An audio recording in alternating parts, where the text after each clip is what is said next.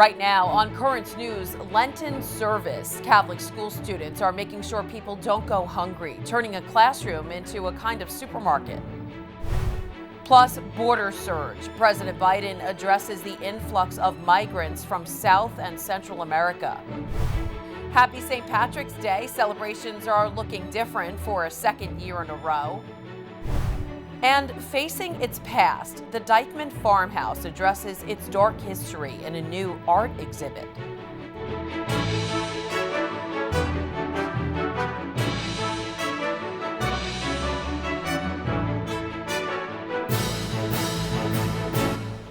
Good evening, I'm Christine Persichetti.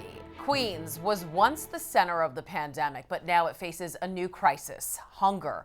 With many immigrant families out of work, demand is growing and food banks are struggling to keep up. A group of Catholic school students took matters into their own hands as their Lenten mission. Jessica Easthope has that story from Flushing. The lines have been endless. People wrapped around blocks, waiting for hours for the essentials. But now the food pantries that countless New Yorkers have relied on during the pandemic are struggling too. In Flushing, one of New York's most diverse communities, St. Kevin's Food Pantry has had its operation turned upside down. But students at St. Mel's Catholic Academy are picking up the slack. And because donations were really slow, they were having to actually go out and use their funds to purchase, items for these families. So I think what we're doing would be a big help to them. Food is piled high in an empty classroom, waiting to be delivered to St. Kevin's.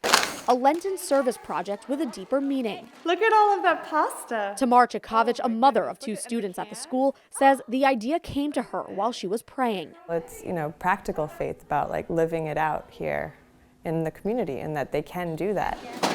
A year into the pandemic, St. Kevin's has been struggling to feed the 50 families it regularly provides for. Unemployment in Queens is nearly 13%, and the immigrant-rich communities rocked by the pandemic are now feeling the powerful aftershock of food insecurity. A harsh reality that's become the driving force behind St. Mel's makeshift supermarket. It's about doing stuff for people and not only giving stuff up, but you could do stuff positive for people. In a community where so many undocumented immigrants are not eligible for government assistance, relying on church-run pantries like St. Kevin's is the only option. Motivation that has students looking past the Lenten season. We should do this stuff mostly, very often, so people who need have stuff. So far, the school has collected more than 2,000 non-perishable food items for the drive that lasts another 2 weeks. St. Mel's is aiming to double its donations before the food is delivered to St. Kevin's on March 30th. In Flushing, Jessica Easthope, Currents News. Over in Washington, more than 24 clergy members from the D.C. area rolled up their sleeves inside the National Cathedral and got vaccinated. As people of faith who are called to love and care for our neighbors, we should be leading the way in this effort. And so we stand together, or sit together, as the point may be, to send a clear message that these vaccines are a great blessing. The interfaith event hopes to demonstrate the vaccine's safety to communities of color and other populations disproportionately hit by the pandemic. President Joe Biden is talking immigration, and he has a message to those thinking of crossing the southern border into the U.S. Stay home. This amid a surge of unaccompanied migrant children already here, and officials say more people are on the way. Tens of thousands of people making the dangerous journey to the U.S.-Mexico border. President Joe Biden is asking them not to. I can say quite clearly, don't come, and we're in the process of getting set up. Don't leave your town or city or community. Still, federal officials expect them to keep coming. Most families and adults are being sent back, but all too often, children are crossing by themselves. Thousands are already here, and there's massive overcrowding. A lawyer representing unaccompanied minors says things need to change. It is an untenable situation that the administration needs to address immediately. The administration says it's a work in progress. We are building the capacity to address the needs of those children when they arrive. And that includes using a Dallas convention center to shelter migrant teenage boys starting Wednesday. The crisis these children are facing, these families, has become political. It's a pent-up surge that had started under Donald Trump. And is entirely caused by the actions of this administration. This administration admits there is the perception enforcement is now more relaxed, but they say there are other elements fueling migrants outside of who's sitting in the White House, like devastation in Central America from 2 hurricanes last year, the toll of the pandemic, and worsening conditions these people are trying to escape.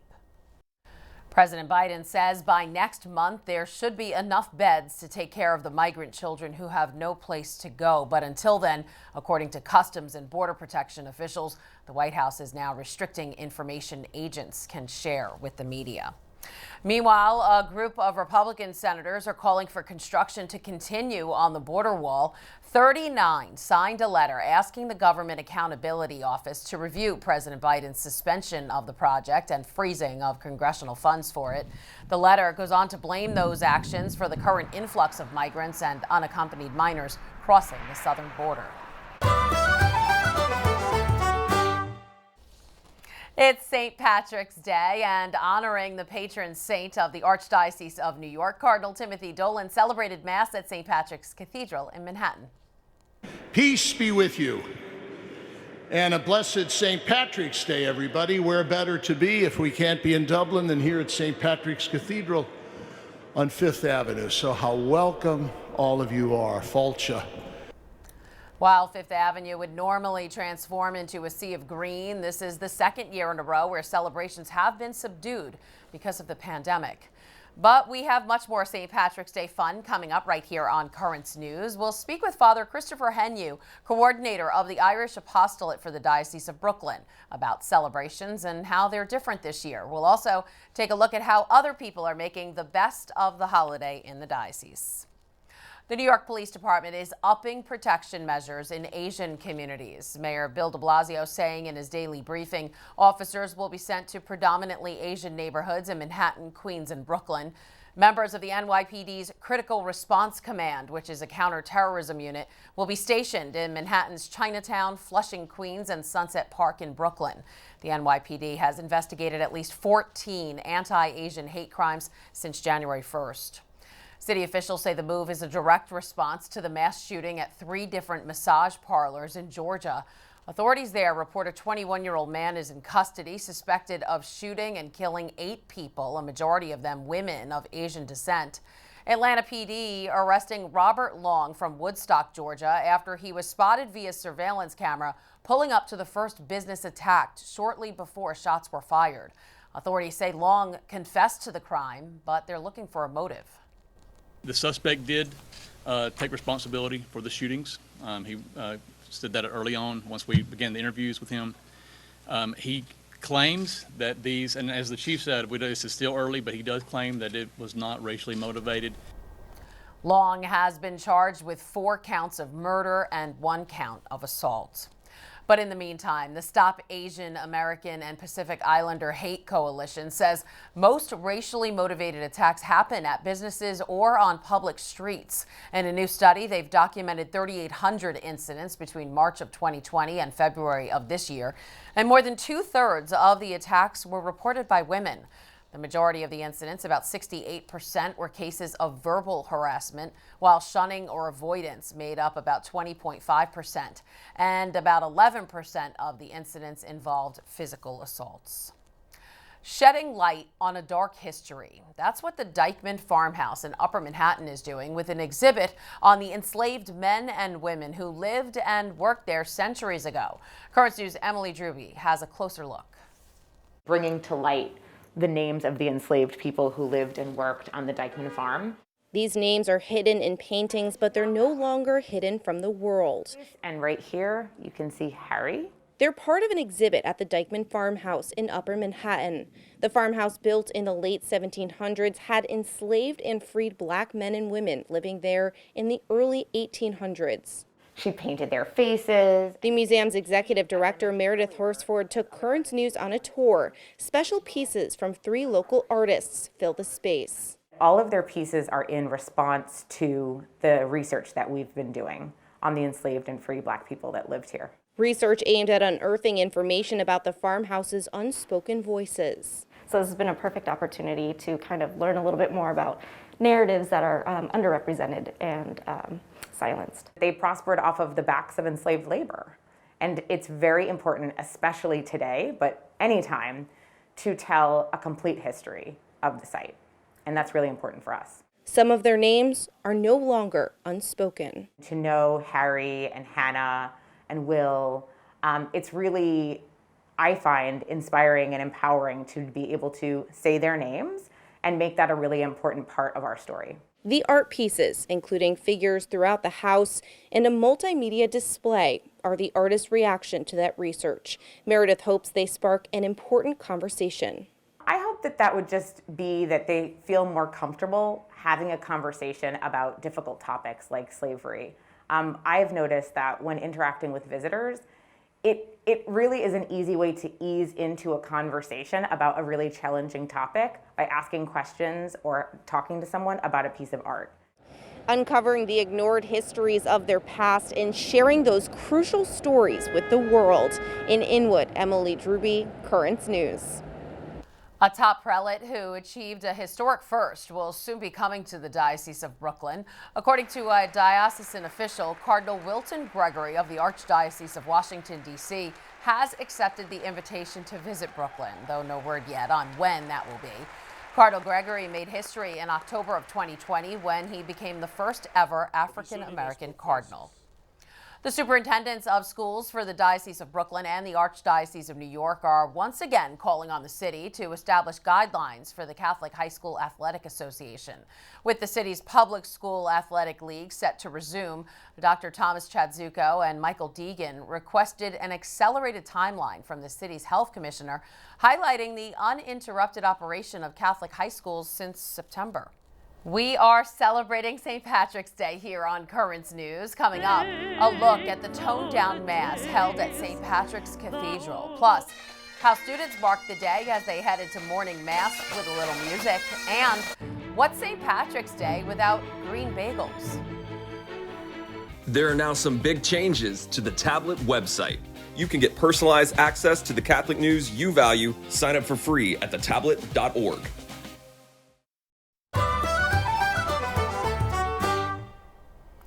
One of the largest celebrations of St. Patrick's Day looking a little different here in New York City.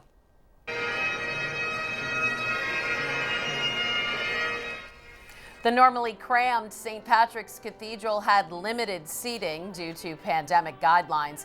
Many faithful Irish Catholics forced to watch online.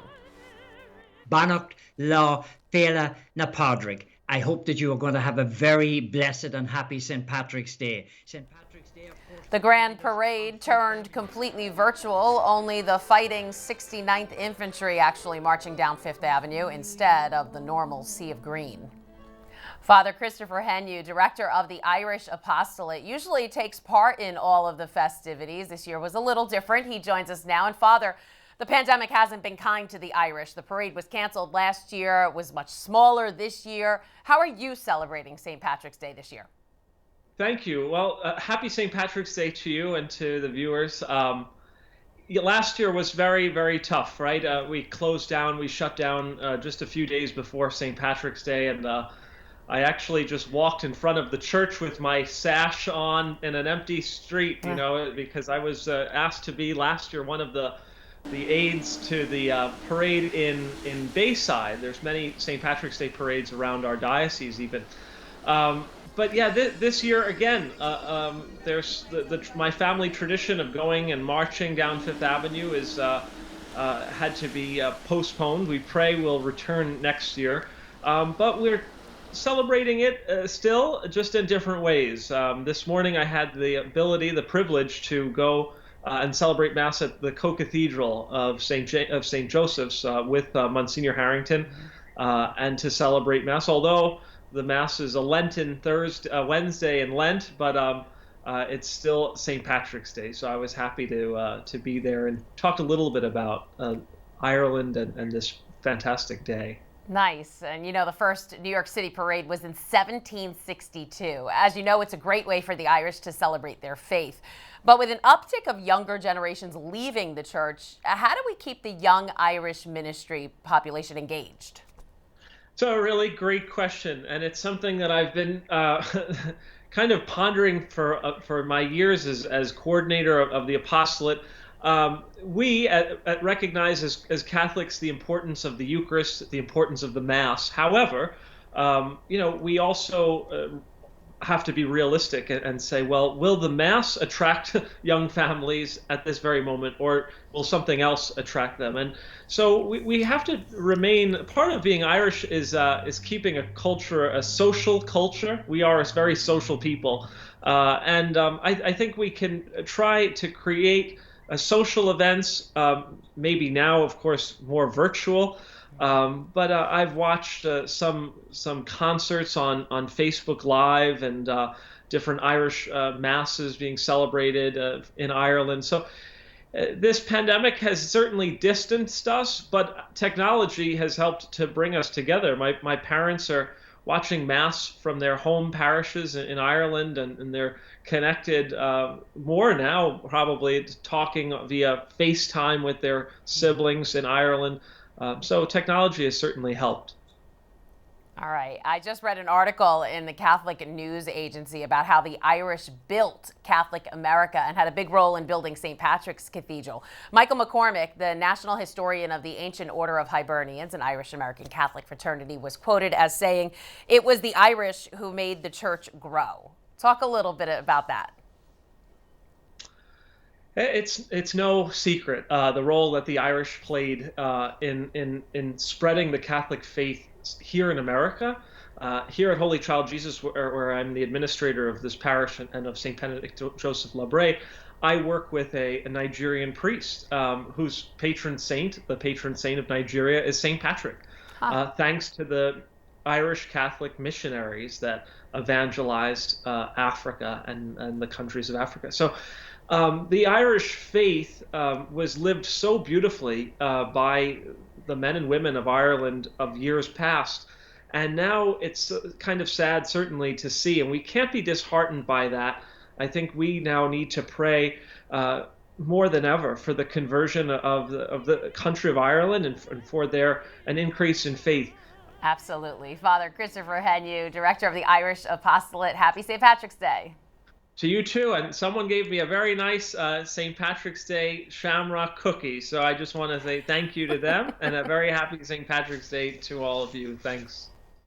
Students at St. Patrick's Catholic Academy in Bay Ridge were met with a special treat on their way to Mass.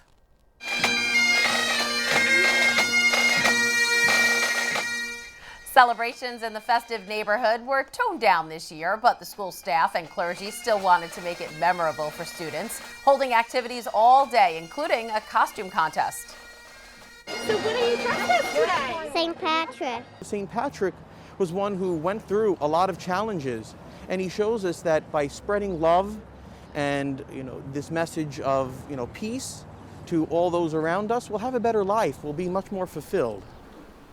That was a great costume. The students' morning started with Mass. The church's parochial vicar says it's important to teach students that they should always begin days like St. Patrick's Day centered around the Eucharist.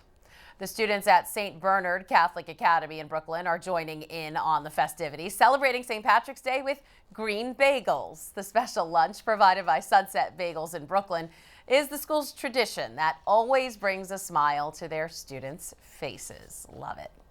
Still to come on Currents News, celebrating Women's History Month for a former NYPD officer and her mother who blazed a trail at the department. And Israeli archaeologists discover more pieces of the Dead Sea Scrolls. More on the historic find after the break. If you have a story idea or want to share a tip, email us at newstips@desalesmedia.org or call our 24-hour number, 718-517-3122. We'll be right back.